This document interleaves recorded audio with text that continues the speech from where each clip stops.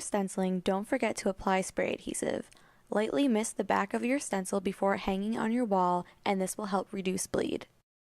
Now, evenly load your dense foam roller with Blackened bronze metallic paint from Modern Masters. You can do this by loading paint onto your roller and then offloading it onto a paper towel. Attach your clip-on stencil level to the bottom of your stencil. This tool is super helpful because when the bubble rests in the center of your level, you know your stencil is straight.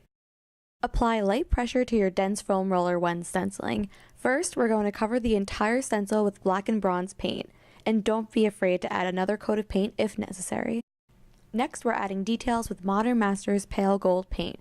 Depending on the size of the detail, you can use a dense foam roller or a professional stencil brush. Add a small amount of paint to your professional stencil brush and pounce your brush up and down to help reduce bleed.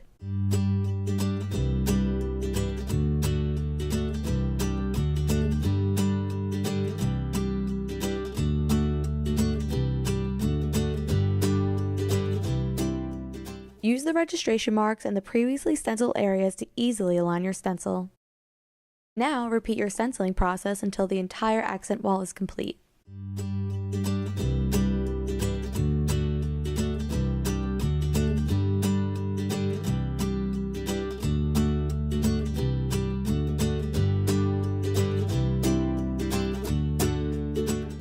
An important tip to remember is that stencils are super flexible and can bend at the crease of the baseboard.